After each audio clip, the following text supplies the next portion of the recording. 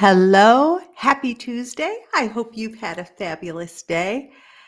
This is Meg Rentschler from the Star Coach Show, sharing Tuesday tips with you. So I want you to imagine that you've just finished 3 coaching sessions. It's the end of the day, and you've had 3 coaching sessions today. The first one was in your client's office. It was face to face with the CEO who needed to process a major career transition for herself. The second was a video call back in your office with an entrepreneur who's in another time zone working through a business strategy. And then you had a phone session with a client who was away on vacation, away from the internet, and they wanted to explore how to be able to let go of work frustrations to be fully present and enjoy time with family. Each session required you to follow up differently, yet your core coaching presence remained constant. That's what we're going to talk about today. Today, we're going to explore how to master that balance, staying authentically present while adapting your approach, whether you're on the phone, online, or in person with your coaching. We're going to start with the fact that your presence is your North Star. Regardless of the platform that you're in your coaching, let's establish the things that are the same before we look at the differences. And what is the same, regardless of where we are when we coach, is our coaching presence. So I want you to think about those core elements that transcend whatever platform you are on. First of all, it's our deep listening.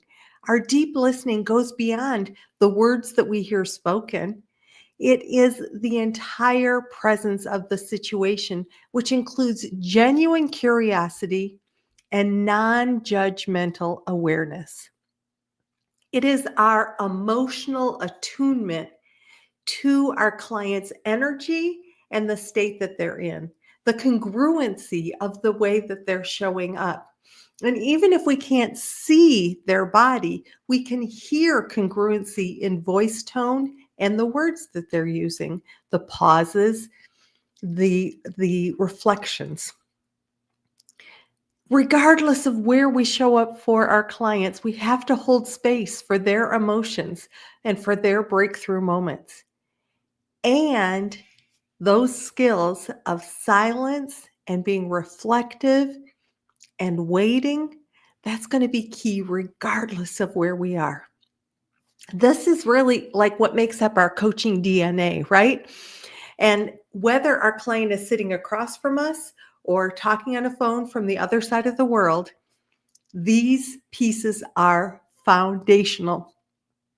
And so in this hyper-connected world that we're in, staying present has become that much more crucial and challenging because we've got all these distractions. Maybe your phone buzzes or your email pings or your watch goes off, something that pulls you towards that desire to multitask.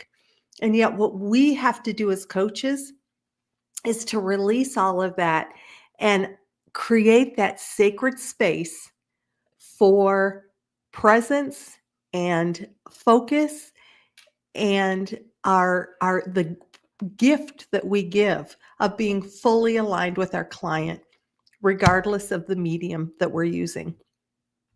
And so what that might mean for you is establishing rituals to anchor you in. Things like taking 3 deep breaths before each session, clearing your physical space and your digital space of distractions, and making that conscious choice to be fully engaged with the person across from you. So we're going to be looking at those more specifics about each one of those platforms in person, phone, and online in just a minute. But as we dive into this topic, I want to highlight the new show that comes out tomorrow for the Star Coach Show. And it's about how we show up authentically in what we offer and how we offer it in this modern coaching world. The title of the show is The Hybrid Coaching Revolution. My guest is Joanna Lott, and it airs tomorrow. We're going to be talking about blending technology, personal touch, and high converting strategies so that you can think about, how do I show up as my best in this environment that has so many different things going on? Joanna is going to share key trends and strategies for all of us to differentiate ourselves in this multitasking world so that we stay focused and really present in what we're offering for our clients. Excuse me for just a second.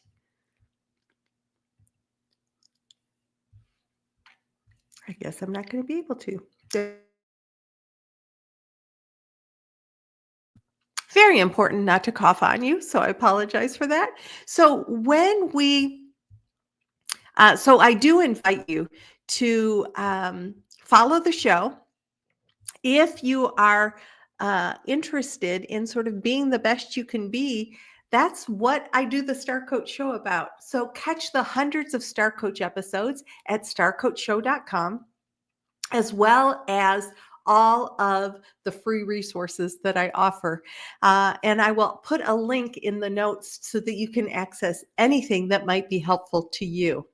Now, let's dive into these opportunities and challenges that we have in each type of places that we can engage with our clients.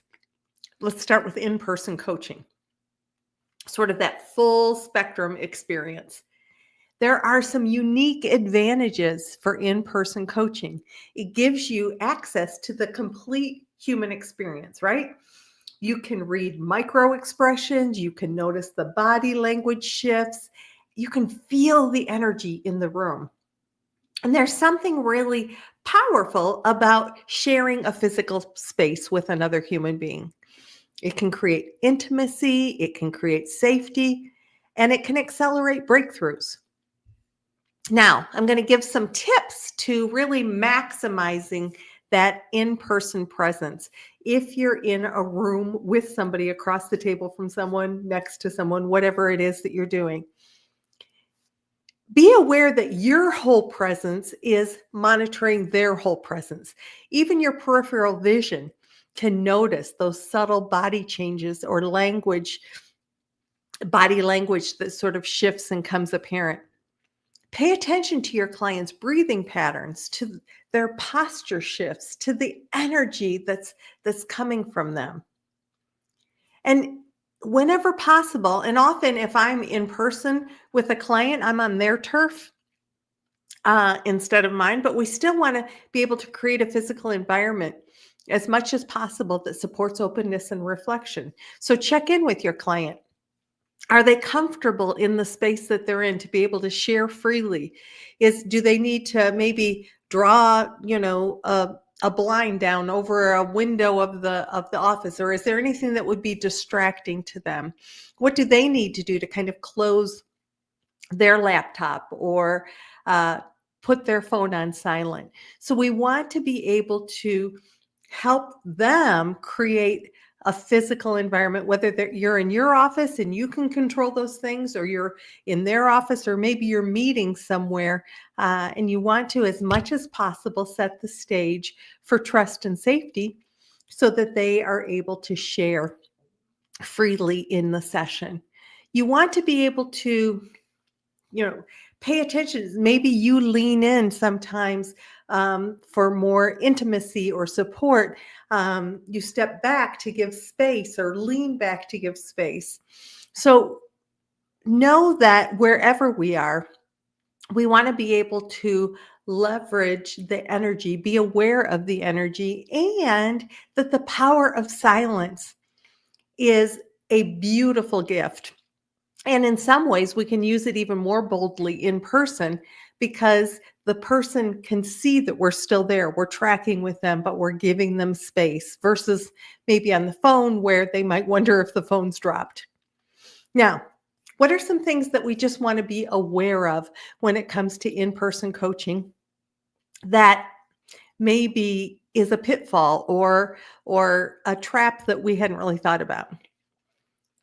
Probably the biggest in face-to-face coaching is assuming that physical presence equates to emotional presence. And just because you're physically present, don't allow that to kind of take focus away to you being fully attuned on all levels with your clients. We want to be very mindful of our body language. Uh, are we fidgeting? Are we glancing around? Are we distracted? If that's the case, it's going to influence the coaching session. So, a tip before each in-person session, do a quick body scan of yourself from the top of your head to the bottom of your feet and notice wherever you might be carrying tension and release it. Consciously ground yourself in that space. Your client will unconsciously mirror your presence when you're fully present, and just set an intention. I'm going to be the most, focused and attuned to my client that I can be, to allow them to create the progress and the focus that they desire for their session. Now, let's move to the other end of the spectrum, from in-person to phone coaching. Now, I've got to tell you, there are some things that I love about phone coaching. I used to, this might have been like 2010-ish, way before Zoom got super popular. I had a company that I was working with that was about a 5-hour drive. I would fly, or lots of times I would drive because I just like to. But anyway, so I would go and spend a week at the company and see all my clients over that week and do in person, obviously in their offices. And then I would come home and we would do our other session that month over the phone. And I've got to tell you, the phone coaching really strips away any visual distractions. And my clients would say, I feel like I go so much deeper on the phone that sometimes the physical is a distraction. So just be aware of that. We really sink into the auditory experience when we're in phone coaching. Without those body language cues, we have to become hyper aware of vocal nuances, catches in our client's breath, the energy or flow of their words, the hesitations, the silences, the disconnects between what they're saying and how they say it. So, here's some tips for maximizing your presence when you're on the phone as a coach. First of all, you might close your eyes periodically to really heighten your listening. I tend to take more notes when I'm on the phone with a client than when I'm face to face or online with a client. And I think it's for my visual focus. I will note words. I won't note full sentences but I do tend to take more notes when I'm on the phone. And I think it's because I keep my focus sort of down on the paper where I'm listening and I'm engaged, and it's just sort of a pattern that has arisen for me. I'm not saying it's a go-to practice. It's just something I've noticed about myself. Use your voice more intentionally. Pay attention to your pace and your tone and your volume. Those are your tools when you're on the phone with a client. When you can't see how something is landing on a client, you want to be really aware of what are the questions that you're asking. Are you concise? Are you getting overly complicated? Remember that since we can't see confusion, We want to be as clear and concise with our coaching period, but certainly when we're on the phone with a client, and you might do quick verbal check-ins. I notice a shift in your voice. What's happening for you? You can use pauses and silence. Just give your clients a heads up that part of the coaching is allowing them the time and space to process their thoughts, to process their questions. And so that there will be silence. And if they're worried that you've dropped off, they can certainly ask, but that you're there, you're just holding silence for them. Now, just to be aware that a challenge that might come up on the phone is that without visual cues, both coach and client could drift mentally. So we want to be verbal about our presence. I'm here with you, or I can hear the emotion in your voice. I'm fully present to what you're experiencing. What's going to be most useful to you in this moment, really keeping the client challenged and engaged through your thoughtful questioning. Now, technical distractions can break the magic within a client session. So just invest in good audio equipment. Always have a backup plan for connection issues. And, if you've got a phone set or a headset that's going out and creates a lot of static, that's going to interrupt the flow of the session. So just be sure that you've got your end covered, and encourage your client, if they're going to have phone sessions with you, to do the same on their end so that they have the benefit of the coaching without having to figure out what missed words are or combat a bunch of static.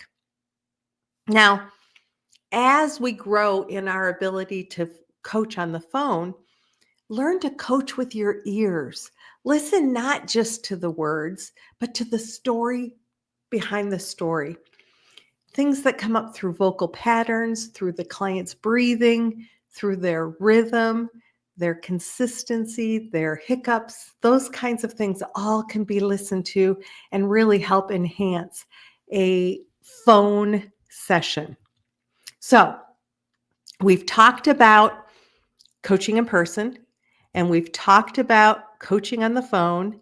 The one that's left for us here is online coaching, which I really think has expanded greatly and tends to be, I will say that 99% of my coaching is probably online these days. And it's kind of bridging physical with digital and putting them together, right? Because we can see our client, but we're not in the same room with the client. So video coaching really does offer that visual connection without the constraints of like having to physically go somewhere, but it also does have the constraints of the screen that we have to deal with. So we can see facial expressions, we can see upper body language, and we're also navigating that people have screen fatigue and they might have technology hiccups. And sometimes it can feel artificial to look at the camera versus looking at the person. I tend to look at my clients right on the screen, so they know where they're positioned on the screen for me. But what research also shows that we tend to be drawn to look at ourselves on the screen. So just be aware of that. Either look directly into the camera like I am right now, or try to maintain eye contact in a way with your client by looking directly at them. Here's some tips to make this a better experience. Position your camera at eye level so that you can maintain natural eye contact. They don't want to look up your nose. So be sure that, wherever you've got it or that you're looking down on them. So position it at eye level. Use lighting that helps your client be able to see your face, and encourage your clients to get a light for the front so that you can clearly see their expressions. Either have them positioned where they're looking into a window, not behind the window, not backlit, but frontlit. Keep a notebook handy so that you can just sort of take notes without making a big shuffling and moving around, that you can just kind of note things that feel important. If you're not sure about note taking, be sure to listen to my episode, Pen versus Presence, which was a recent episode on the Star Coach Show. You can note things for the client when you're being able to see them online. Let's say they keep looking away, or you can ask, I see you looking away. What's happening for you there? What's happening for, your focus, those kinds of things, not judgmentally, not critically, just wonder about that. The other thing that I sometimes do is use the chat function for offering a link for something, or highlighting maybe something that they've said for them to see that back. Now, I don't do that a lot because I don't want to be typing in the chat, but I certainly can use the chat function to give them additional resources, links, those kinds of things. I usually wait till the end of the session to do that. Now, know that you do have a digital barrier between you and your clients when you're online. So it's both creating connection and separation. And I think we just acknowledge that and work with it. We don't make it a mountain. I think our clients are more and more familiar with this. I will tell you that prior to COVID, my clients were like, I want in-person sessions. I want in-person sessions. Except for those clients that I used to work with who loved their phone sessions. But once online just became a thing, I think people get more and more comfortable with that. We just need to honor it. We might say, gosh, I just wish I could shake your hand, or I wish, I could give you a high five or something, for that connection. And yet, we know that we can create that emotional connection through our words, through our eye contact, through the way that we show up in our presence. Now, I will say that the advantage to online is that many clients feel safer in their own environment. So they might trust quicker, they might feel more authentic in their ability to share. When we're comfortable and we feel grounded, we're more likely to move into that place of vulnerability.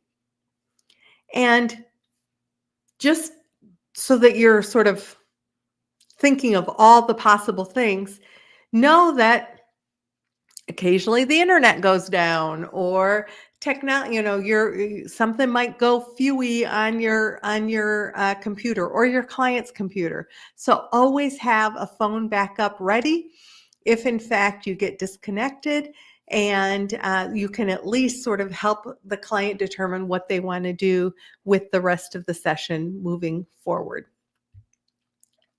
So we talked about in-person coaching, we talked about on-the-phone coaching and online coaching. There are just practical strategies for maintaining our presence across any platform that we're on. Think about your own pre-session ritual. What are you doing to develop consistent ritual that works regardless of the modality that you're on? Like clearing your physical and digital space. Take your 3 grounding deep breaths before a session. Set an intention to be present and grounded and fully engaged with your client. Maybe you review your client's previous session notes and make a decision to consciously transition from the previous activity into the coaching space to be the best you can be. And then during the session, you might check in with yourself every 15, 20 minutes. Am I fully present right now? It takes a millisecond and gets you back on track. Notice if your own mind begins to wander, and gently bring it back and refocus on the client. Use your client's energy as a guide. If they seem distracted, explore what's going on rather than assume or feel like somehow you're doing something wrong. Little technique to play with: if you realize that you've lost presence, which happens to everyone, we are people, don't panic. It's sort of like in meditation, right? You realize that you're thinking when you're not supposed to be thinking in meditation.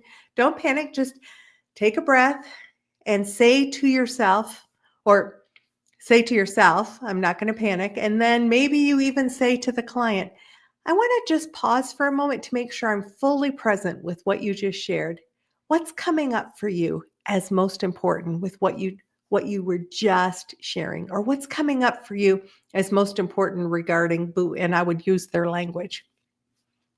So understand that we are human beings and we are going to drift at times, but just bring it back. Your clients understand that you're a human as well. Ultimately, our coaching presence is our greatest tool. Clients don't necessarily remember the perfect question you asked or the brilliant insight that you shared. They remember how you make them feel, that you make them feel seen, heard, and understood. Whether you're sitting across from them, looking at them through a screen, or connecting only by your voice, your presence is what creates that container for transformation. So master the art of showing up fully in each modality, and you'll discover that the medium is really secondary to the connection with your client. Your presence is going to transcend technology, geography, circumstances. So the invitation is simple in your next coaching session, regardless of the format that you're in. Ask yourself, how can I be even more present? The answer to that question is going to make you a better coach no matter how you're connecting with your clients. And as we wrap up Tuesday's tips, I just want you to think about the fact that great coaching isn't about the platform, it's about the person. Master your presence, and you will master this craft of coaching across every modality. So I would love to hear what was helpful, if anything, about what we shared today. What landed on you as a helpful tool, as something that you might play with? I'm going to post a link to get free resources, any resources that might be helpful to you. I've got oodles of them to help you be a better leader, a better coach. That's in the chat for anybody who is kind of looking for something to kind of bridge the gap. I invite you again to listen to the new episode that's going to go live tomorrow with Joanna Lott around the hybrid coaching model. Basically, how are we bridging technology and all the options in front of us to be the best coaches we can be to engage authentically with our clients?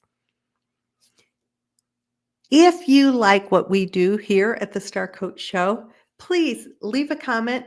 Follow us wherever we are, whether you're watching us on YouTube, listen to me on LinkedIn or Facebook, wherever you're watching, follow. And then you'll never miss a minute of the content that we offer.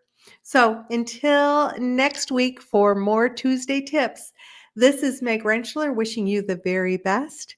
Be sure to subscribe to the show, and I'll see you next week. Bye-bye.